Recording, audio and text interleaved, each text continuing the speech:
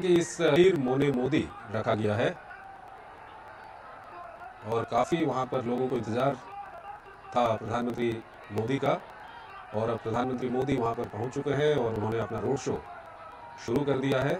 ये सीधे दृश्य हम आपको दिखा रहे हैं पश्चिम बंगाल की राजधानी कोलकाता से।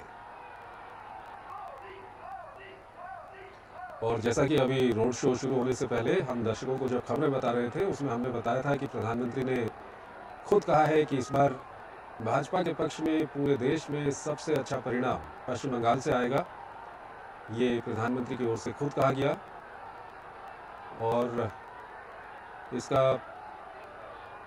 यहाँ पे आप देख भी सकते हैं जिस तरह से यहाँ पर लोग मौजूद हैं और प्रधानमंत्री लोगों का अभिवादन स्वीकार कर रहे हैं। हमारे संवाददाता प्रसन्नजीत बख्शी हमारे साथ जुड़ रहे हैं, उनसे हम बात करेंगे। प्रसन्नजीत, सबसे पहले तो आपसे ये जानना चाहेंगे कि ये रोड शो कितना लंबा है और किस तरह का इंतजार वहाँ पर लोगों के बीच देखा आपने प्रधानमंत्री को लेकर के? देखिए चंद्रशेखर, ये तो देखा है। पहली बात तो यह कि ये प्रधानमंत्री नरेंद्र मोदी कोलकाता में ये पहली बार रोड शो कर रहे हैं, तो जाहिर सा है कि लोगों के मन में, चाहे वो बीजेपी के समर्थक हो ना हो, लेकिन कोलकाता में लोगों के मन में नरेंद्र मोदी जैसे एक प्रधानमंत्री को देखने का जो उत्सुकता है वो तो है ही। लेकिन जिस तरह से लोग उमड़ पड़े हैं, ये जो छोटा ये रास्ता जो पुराने कोलकाता की रास्ता है, इसका चौड़ाई इतना भी नहीं है कि बाकी जगह की रोड शो में जैसे लोग दोनों साइड पे काफी जगह लोगों को मिल जाता है, लेकिन यहाँ पे जगह मिलना काफी मुश्किल है। लेकिन फिर भी लोग जिस तरह से दोनों साइड पे उठे हैं। और दूसरी बात यह है यहाँ पे कि अगर सुरक्षा की दृष्टि से देखें तो दोनों साइड में भी बाएं तरफ और दाहिने तरफ पुराने मकान है कई सारे। उस पुराने मकान जो 100-200 साल के पुराने हैं, उसके ऊपर भी सिक्योरिटी की करना ये भी एक चुनौती है। लेकिन ये सब कुछ के बावजूद भी लोग जिस तरह से पहुंचे हैं, करीब 2-2.5 किलोमीटर की ये लंबाई है रास्ता का। एक तरफ नेताजी सुभाष चंद्र बोस की मूर्ति पर उन्होंने जो माल्यार्पण किया है, फूल से टाइम बाजार कहते हैं, और दूसरी तरफ जो शिमला स्ट्रीट है या विवेकानंद रोड है, वो स्वामी विवेकानंद जी करता है। वहाँ पे तो अभी रामकृष्ण मिशन ने नई तरीका से पूरा सजावट किया है, पूरे घर का बाहर का एरिया है, वहाँ पे मंदिर बनाया। तो ये जो 2-2.5 किलोमीटर जिस तरह से भीड़ है, मुझे लगता है कि 1 घंटा तो लग ही जाएगा। ठीक है, हमारे संवाददाता प्रसन्नजीत बता रहे हैं कि करीब 2-2.5 किलोमीटर का ही रास्ता है जिस पर प्रधानमंत्री मोदी वहाँ पर रोड शो कर रहे हैं और भारी संख्या में वहाँ पर भीड़ जुटी हुई है प्रधानमंत्री का स्वागत करने के लिए। और प्रधानमंत्री भी हाथ हिलाकर लोगों का अभिवादन स्वीकार कर रहे हैं। हमारे संवाददाता विनोद मिश्रा हमारे साथ जुड़ गए। विनोद जी, प्रधानमंत्री ने जो इंटरव्यू दिया था उसमें प्रधानमंत्री ने ये कहा है कि इस बार पूरे देश की अगर हम बात करें तो पश्चिम बंगाल का जो नतीजा है वो बीजेपी के पक्ष में सबसे अच्छा नतीजा पश्चिम बंगाल से आने वाला है। और यहाँ पर भी हम देख रहे हैं कि काफ़ी लोग वहाँ पर जमा हैं, प्रधानमंत्री भी कोलकाता में रोड शो कर रहे हैं। क्या कुछ कहेंगे? आपने बिल्कुल सही कहा। और अभी हमारे जो संवाददाता प्रसन्नजीत जी बता रहे थे, मैं उसी को थोड़ा सा आगे बढ़ाता हूँ कि देखिए ये इस बार का ये जो रोड शो है नॉर्थ कोलकाता का, ये इसलिए भी इम्पोर्टेंट है कि लास्ट फेज के इलेक्शन में जो पिछली बार 2019 में बीजेपी की कोई भी एक सीट नहीं हो पाई थी, तो ये एक बीजेपी के लिए चैलेंज था कि लास्ट फेज के इलेक्शन में पश्चिम बंगाल का जो ये कोलकाता सेंट्रिक है, उन सारे सेंट्रिक एक जगह पे बीजेपी अपना एक तरह से आप कहें कि वो पूरा का पूरा अपनी ताकत लगाए हुए। और प्राइम मिनिस्टर के मोदी का अगर इधर आप रोड शो देख रहे हैं नॉर्थ कोलकाता में, तो साउथ कोलकाता में ममता बनर्जी भी साथ साथ उनका भी रोड शो और उनकी भी रैलियां सब चल रही है। लेकिन जब आपका सवाल है, जब पीएम ने कहा है कि कोलकाता का पश्चिम बंगाल जो है वो बेस्ट परफॉर्मर स्टेट होगा बीजेपी के लिए, तो ये बात कहते हुए उनके बात पे कितना इस बात का दम आप इस बात से समझ सकते हैं कि जो कोलकाता में जब बीजेपी अपने दिन के संघर्ष के बाद भी कोलकाता में अपना एक इस तरह का आधार नहीं बना पाया था, और आज के जो कोलकाता आप देखते हैं तो उसमें आपको लगता है कि एक जन सैलाब सा कोलकाता की 2-2.5 किलोमीटर में उमड़ पड़ा है। और ये जब जन सैलाब आप देखते हैं, लोगों की भीड़ देखते हैं, लोगों की जो उत्सुकता देखते हैं, और प्राइम मिनिस्टर को देखने के लिए जो ललक देखते हैं अपने अपने मोबाइल फोन में, उस लम्हे को कैद करने की जो लोगों में एक ललक देखते हैं, तो आप कह सकते हैं कि ये जो नॉर्थ कोलकाता की जिस रोड से पीएम मोदी अभी गुजर रहे हैं, ये एक सामाजिक क्रांति का एक इलाका माना जाता है। ये भारत के जो राजधानी आप कहते हैं कोलकाता ब्रिटिश काल में कभी रही है का वो गौरव मिला है कोलकाता को, तो आप ये कह सकते हैं कि सामाजिक परिवर्तन का सेंटर भी कोलकाता का यही इलाका रहा है। इसी इलाके में आप कह सकते हैं कि नेताजी सुभाष चंद्र बोस से लेके और आप अगर बात करेंगे तो आप रामकृष्ण परमहंस की जो अभी आप शारदा माँ के मंदिर में घर पे आपने देखा पीएम मोदी का श्रद्धांजलि सुमन रखते हुए, तो ये आप कह सकते हैं एक कल्चरल सेंटर है पूरे कलकत्ता का। आप कह सकते हैं कि रिफॉर्म्स को लेके भी अगर ये नॉर्थ बंगाल को आप कहें कि ये देश के लिए अग्रणी भूमिका रही है तो शायद अतिशयोक्ति नहीं होगी।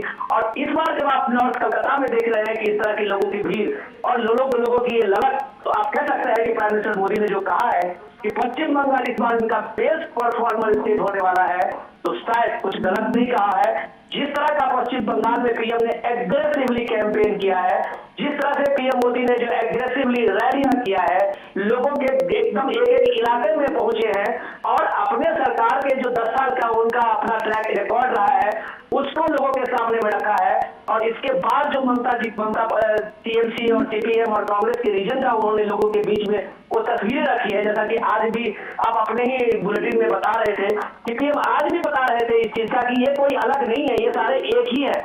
अगर आप टीएमसी को वोट दो, कांग्रेस को वोट दो, सीपीएम को वोट दो, तो ये एक ही दुकान है, एक ही सेंटर है जहां पे ये वोट पड़ रहे हैं। तो वो एक तरह से ये बताने की कोशिश कर रहे हैं कलकत्ता में, खास करके पश्चिम बंगाल में, कि बीजेपी एक अलग पार्टी है जो लोकतंत्र की, जो सही मायने में लोकतंत्र है, उसकी जड़ें पश्चिम बंगाल को जो एक तरह से सीपीएम के दौर से उखाड़ी गई थी, वायलेंस का दौर था, चाहे प्री पोल इलेक्शन हो, पोस्ट पोल इलेक्शन हो, आप एक खून रक्त रंजित बंगाल हम लोग देखते रहे हैं। पंचायत के इलेक्शन में आपने देखा, एमएलए के इलेक्शन में देखा, और एमपी के इलेक्शन में अभी आपने 6 फेज के चुनाव के सब होते होते आपने देखा, हर जगह एक वायलेंस का नजारा रहता है। और इसके सामने में जो संदेश खाली का जो ये एपिसोड रहा है वो भी पूरे दुनिया को और खास करके भारत को, देश को शर्मसार किया है। तो ये 7वें फेज के दौर में जब पीएम मोदी की रैली देखते हैं, ये रोड शो आप देख रहे हैं, तो इसका मैसेज 7 फेज के जो चुनाव में जो 1 जून को होने वाला है, कमोबेश आपको ये बात मैं एकदम बिल्कुल श्योर कह रहा हूं कि इस बार का जो ये फेज का जो चुनाव है उसमें बीजेपी का जो कॉन्फिडेंस है, जो पीएम मोदी का कॉन्फिडेंस है, वो सचमुच ये भीड़ और लोगों की ये ललक दिखाती है। ठीक है विनोद जी, आप हमारे साथ बने रहिए। हमारे साथ हमारे संवाददाता विशाल वेरिस्टो हमारे साथ जुड़ गए हैं, वो जहां पर ये रोड शो चल रहा है वहीं पर वो मौजूद हैं। विशाल, किस तरह का उत्साह देख रहे हैं लोगों में आप? देखिए चंद्रशेखर, जब आप ग्राउंड जीरो से बात करते हैं तो आप एग्जैक्ट आपको पता होता है कि क्या सिचुएशन है। देख के सुनी सुनाई बातें करना और ग्राउंड से बोलना ये टोटली डिफरेंट हो जाता है। और ग्राउंड पे मैं जब से आया हूँ मैं देख रहा हूँ कि लोगों में जबरदस्त उत्साह है और बीजेपी बहुत कॉन्फिडेंट नजर आ रही है, क्योंकि लोगों से बातचीत में पता चल रहा है कि 10 साल का जो ममता बनर्जी का जो रूल रहा है उसको लेकर वो उनमें काफी नाराजगी है। और आज प्रधानमंत्री ने जिस तरह से बात की है, अभी उन्होंने बारासात में रैली की और रैली में उन्होंने ये बता दिया कि विकसित भारत में पूर्वी भारत का बहुत बड़ा योगदान है। और उन्होंने कहा कि टीएमसी का जो रूल है लोग उससे उकता गए हैं। और जैसे ही उन्होंने ये बोला तो एक जबरदस्त शोर पीएम के इस बात पे रिस्पॉन्स आया। और पीएम को देखकर जिस तरह का एक्साइटमेंट मैं देख रहा हूँ, क्योंकि मैं कुछ एरिया कवर कर चुका हूँ बंगाल में, कृष्णानगर, बारासात और झारग्राम, और हर जगह प्रधानमंत्री को देखने के लिए खासतौर से महिलाओं और बच्चों में खासा उत्साह है। और आज प्रधानमंत्री ने स्टेज से कुछ बच्चों के लिए कहा कि मैं देख रहा हूँ कि कुछ बच्चे हाथों में तस्वीरें लेकर आए हैं जो उन्होंने खुद बनाई है। और उसमें से एक तस्वीर भी मैंने आगे फॉरवर्ड किया जो प्रधानमंत्री ने कहा कि भाई इनकी ये कलेक्ट कर लो। प्रधानमंत्री ने कहा आप अपने इस पर एड्रेस लिख दीजिए, अपना फोन नंबर लिख दीजिए।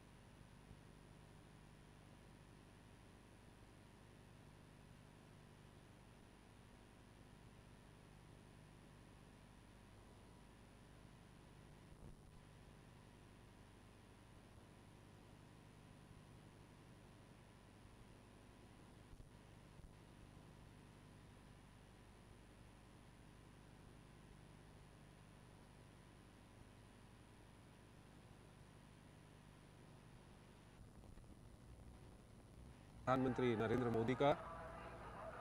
काफ़ी संख्या में वहाँ पर लोग जमा हुए हैं, ये आप दृश्यों में देख सकते हैं। और अब प्रधानमंत्री नरेंद्र मोदी का रोड शो कोलकाता में शुरू हो चुका है।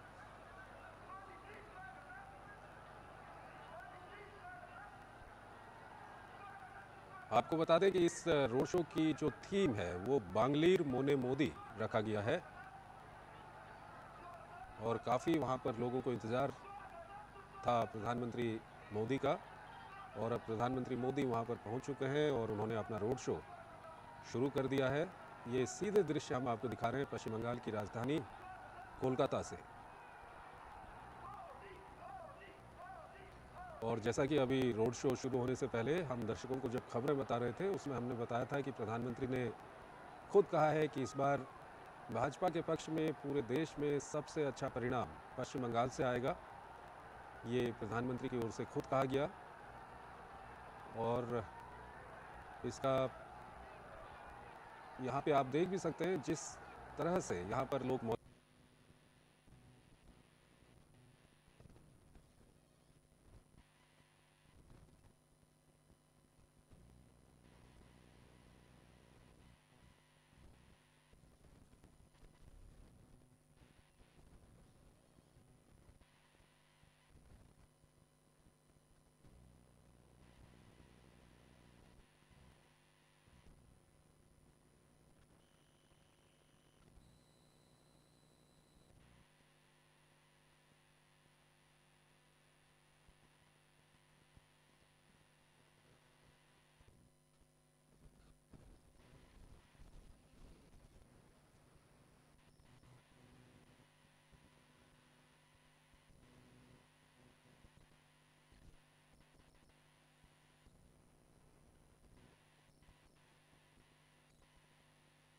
वाला मामला भी सामने आया। ये जो दोनों मामले हैं तुष्टीकरण और भ्रष्टाचार, कितना कुछ वहाँ पर खासकर अगर हम भ्रष्टाचार की बात करें, पिछले दिनों हमने संदेश खाली भी देखा, इसका असर वहाँ के जनमानस पर कितना है? चंद्रशेखर, आज आपने बात की संदेश खाली की जो एक महिला है जो शिकार हुई उस उत्पीड़न की और उसको बीजेपी ने कैंडिडेट बनाया और रेखा पात्रो जो कैंडिडेट है बीजेपी की उनके लिए प्रधानमंत्री ने कहा कि आज मैं इनके भाषण को सुन के बहुत अभिभूत हुआ हूँ और टीएमसी के पास कोई ऐसा लीडर नहीं है जो इस तरह का भाषण दे सके।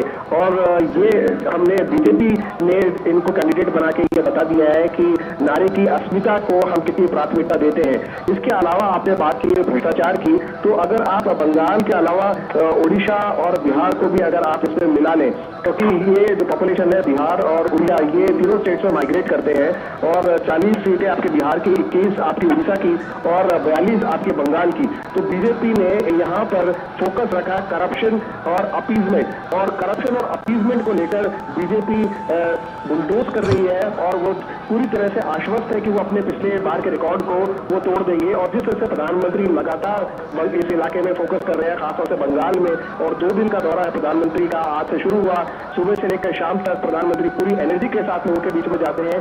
कल भी उनकी रैलियां हैं, यहाँ पर जनसभाएं हैं और काठद्वीप पे जहां मैं खुद मौजूद रहूंगा वहां पर प्रधानमंत्री फिर से एक बार लोगों से मुखातिब होंगे। बार बार वो एक ही बात को उठा रहे हैं कि आप जो लोग हैं बंगाल के वो एक जुझारू लोग हैं, बंगाल के पास किसी भी चीज की कमी नहीं है। बंगाल ने भारतीय स्वतंत्रता संग्राम में कितना बड़ा योगदान दिया है, बावजूद इसके आज जो आम बंगाली है वो छोटी छोटी चीजों के लिए, बेसिक एमिनिटीज के लिए तरस रहा है। और उसकी वजह ये है कि जो ममता सरकार है करप्शन और अपीजमेंट के अलावा उन्होंने एक काम ये भी किया कि सेंट्रल की जो स्कीम्स थी उसको उन्होंने ब्लॉक किया और जो केंद्र की योजना है उसको आम जन तक नहीं पहुंचने दिया, गरीब तक नहीं पहुंचने दिया। इस बात को लेकर प्रधानमंत्री बार बार लोगों के बीच में जा रहे हैं और जाहिर सी बात है करप्शन को लेकर वो बहुत ज्यादा हमलावर है और उन्होंने कहा कि एक एक चीज का मैं हिसाब लूंगा और आपसे जो छीना गया है वो आपको मैं दूंगा। मैं बंगाल में कुछ वक्त से हूँ और बंगाल में बार बार प्रधानमंत्री ये कह रहे हैं कि जो मुस्लिम आरक्षण का जो मुद्दा है, खासतौर से जो ओबीसी को लेकर जिसमें बंगाल भी शामिल है, और उन्होंने ये अपीजमेंट के तहत किया है, लेकिन कॉन्स्टिट्यूशन अलाउ नहीं करता कि आप रिलीजन के बेस के ऊपर आप जो है रिजर्वेशन दो। इसके अलावा प्रधानमंत्री ये भी कह रहे हैं कि देखिए ये जो टीएमसी है, कांग्रेस है, इंडिया अलायंस है या फिर टीएमसी है, ये कभी बोलते हैं कि हम अलग अलग है, कभी हम कहते हैं कि नहीं हम बाहर से सपोर्ट करेंगे। ममता बनर्जी ने कहा कि मैं 1 तारीख को मीटिंग में नहीं आ सकती क्योंकि इलेक्शन है, और दूसरा साइक्लोन का भी इफेक्ट है। प्रधानमंत्री ने साफ कहा कि हमारी सरकार यहाँ पर नहीं है, अभी बावजूद इसके हमारी सेंट्रल एजेंसीज ने पूरी तरह से मेहनत की है और हमने साइक्लोन को अच्छे से कंट्रोल किया। और डिजास्टर मैनेजमेंट की भी उन्होंने तारीफ की, आज एनडीआरएफ की भी प्रधानमंत्री ने तारीफ की और उन्होंने कहा कि केंद्र हर संभव सहायता कर रहा है। तो प्रधानमंत्री बार बार ये बताना चाहते हैं बंगाल के लोगों को, खासतौर से बंगाल की महिलाओं को, कि बीजेपी को अगर आप चुनते हैं तो बीजेपी आपकी सुरक्षा की गारंटी लेता है, बीजेपी आपकी बेसिक एमिनिटीज की गारंटी लेता है, आपके खाने से लेकर आपके किचन और आपके घर। उन्होंने ये भी कहा कि मोदी सिर्फ 4 दीवारी और छप्पर नहीं देता, मोदी जो आपको देता है वो आपको एक घर देता है, एक किचन देता है, एक वॉशरूम देता है, ताकि आप इज्जत के साथ अपनी जिंदगी को जी सके। और यही बंगाल के लिए बहुत जरूरी है। और बंगाल के अंदर जो इंडस्ट्रियलाइजेशन नहीं हुआ, बार बार वो हवाला देते हैं किस तरह से टाटा को यहाँ से मूव करना पड़ा नंदीग्राम से, और किस तरह से नेक्स्ट रूल के अंदर फैक्ट्रीज बंद हो गई, बड़ी बड़ी इंडस्ट्रीज बंद हो गई, ताले लग गए। तो अनएम्प्लॉयमेंट का इशू जो बंगाल में बढ़ा, बावजूद इसके कि उसके पास सारी चीजें हैं, उनको रोजगार की तलाश में दूसरे स्टेट्स में जाना पड़ा। तो वो ये कह रहे हैं कि हम ये चाहते हैं कि जो बंगाल डिजर्व करता है हम बंगाल को वोट दें, और ये तभी संभव है कि आप अपना वोट इधर उधर डाल के वेस्ट न करें। अगर आप सीपीएम में वोट डालते हैं तो भी वो इंडिया अलायंस के थ्रू टीएमसी के पास जाएगा, लेकिन अगर आप बीजेपी को वोट डालते हैं तो उससे मेरे हाथ मजबूत होंगे। और मैं आपको ये गारंटी देता हूं कि आपका जो छीना गया है वो मैं आपको सूद समेत लौटाऊंगा। चंद्रशेखर। बिल्कुल विशाल, आप हमारे साथ बने रहिए। हमारे साथ विनोद मिश्रा भी हमारे साथ जुड़े हुए हैं, उनसे हम बात करें। उससे पहले हम दर्शकों को बता दें कि इस वक्त प्रधानमंत्री एक रोड शो कर रहे हैं कोलकाता में, पश्चिम बंगाल के कोलकाता में। प्रधानमंत्री इस वक्त एक रोड शो कर रहे हैं, भारी संख्या में वहाँ पर सड़क के दोनों लोग मौजूद हैं। प्रधानमंत्री उनका अभिवादन स्वीकार कर रहे हैं और ये आपको हम दृश्य कोलकाता से दिखा रहे हैं। विनोद मिश्रा हमारे साथ जुड़े हुए हैं। विनोद जी, अगर आज जो ममता बनर्जी की ओर से जो बयान दिया गया उसमें उन्होंने कहा है कि जब हमने सीपीएम को ख़त्म कर दिया तो बीजेपी को भी हम ख़त्म कर देंगे। ये सवाल मैं इसलिए पूछ रहा हूँ क्योंकि ममता बनर्जी की एक वक्त जो लड़ाई थी वो सीपीएम से थी और वो दौर था जब पश्चिम बंगाल में सीपीएम का शासन हुआ करता था। तो क्या ममता बनर्जी ये समझ चुकी हैं कि पश्चिम बंगाल में बीजेपी इस वक्त बहुत बड़ी ताकत बन चुकी है? चंद्रिका, मैं आपके सवाल का जवाब देने की कोशिश करूं उससे पहले आज ये अगर आप कलकत्ता में हैं तो श्यामा प्रसाद मुखर्जी की चर्चा करना जरूरी हो जाता है। तो जब आप श्यामा प्रसाद मुखर्जी की बात करते हैं, जनसंघ के संस्थापक श्यामा प्रसाद मुखर्जी थे और वो उस कलकत्ता में आज पीएम मोदी है, तो आप कह सकते हैं कि ये बीजेपी का एक पैतृक इलाका है। पैतृक इलाका मैं इसलिए कह रहा हूँ कि ये अगर बीजेपी के शीर्षक पुरुष का नाम अगर ले 2-4 में तो श्यामा प्रसाद मुखर्जी सबसे पहला नंबर आते हैं। और उस श्यामा प्रसाद मुखर्जी के कलकत्ता में अगर आप पीएम मोदी है तो जाहिर सी बात है कि उनके अंदर में एक अपना वो भाव है जो अपने संस्थापक के उस शहर में, उस इलाके में है। तो वो श्यामा प्रसाद मुखर्जी की बातों को जब हम आप देखते हैं कि एक जम्मू कश्मीर की जो आप आज देख रहे हैं बदली हुई हालत, और नया कश्मीर की आप बात करते हैं आर्टिकल 370 एप्लीकेशन के, तो वो लड़ाई लड़ने वाला भी श्यामा प्रसाद मुखर्जी ही थे। जिस श्यामा प्रसाद मुखर्जी का एक देश एक विधान एक निशान का संकल्प लेके वो जब जम्मू कश्मीर में वो क्रॉस किए थे, कठुआ बॉर्डर से वहाँ लखनपुर बॉर्डर क्रॉस किए थे, तो शेख अब्दुल्ला सरकार ने उनको अरेस्ट कर लिया। नेहरू जी की सरकार थी केंद्र में और उसके बाद रहस्यमय तरीके से जब उनको अरेस्ट करके रखा गया था तो उनकी मौत हो गई थी। तब से बीजेपी का वो स्लोगन जारी रहा और वो जारी रहा पिछले 40-50 साल तक कि जो जहां बलिदान हुए मुखर्जी वो कश्मीर हमारा है। आपको याद होगा बीजेपी ने अपने स्तुति भाव में उस श्यामा प्रसाद मुखर्जी को सामने में रखा। पीएम मोदी जब भी जम्मू कश्मीर की बात करते हैं तो श्यामा प्रसाद मुखर्जी को सबसे पहला नाम लेते हैं। तो बीजेपी का ये पश्चिम बंगाल से एक वो पुराना नाता है, वो ऐसा संबंध है जो ममता बनर्जी सिर्फ एक डायलॉग देके उसको नहीं खत्म कर सकती। वहां बीजेपी की जड़ें हैं, वहां बीजेपी के लिए वहां पे संघ का एक बड़ा काम है। साथ साथ बीजेपी के साथ साथ जब हिंदू संस्कृति की बात आप करते हैं उसके सारे संस्थापकों के भाव में, आदि पुरुष के भाव में आप पश्चिम बंगाल के इस कलकत्ता के नॉर्थ कलकत्ता के सेंटर में आप देख सकते हैं, जहां रामकृष्ण मिशन से लेके आप स्वामी विवेकानंद मिशन से लेके आप जितने, जिसको ममता बनर्जी अभी कह रही थी कि ये सन्यासी नहीं बीजेपी के एजेंट है, तो इसी रोड पे पिछले एक हफ्ते बाद पहले आपने देखा होगा कि रैलियां साधु संतों ने निकाली थी, एक बड़ा प्रदर्शन किया था जिसपे प्रधानमंत्री मोदी अभी जा रहे हैं उसी रोड पे। तो ये भाव एक है, लोगों को इस बात का हमेशा अंदेशा रहती है कि ममता बनर्जी के तुष्टीकरण में शायद भारत की जो भारतीयता है, सनातन की जो संस्कृति है, वो कहीं से खत्म होती जा रही है। जब ये मोदी कहते हैं कि पश्चिम बंगाल में अगर हमारी सरकार बनेगी तो यहाँ रामनवमी भी होंगे और दूसरे उत्सवों की तरह यहाँ भी हिंदुस्तान के जो उत्सव है वो मनाए जाएंगे, तो ये लोगों को आह्लादित करता है, जिससे ममता बनर्जी सरकार ने पिछले वर्षों में छीन लिया था। तो आप इस बात को, ममता बनर्जी के उस दावे की कोई अहमियत नहीं रहती है।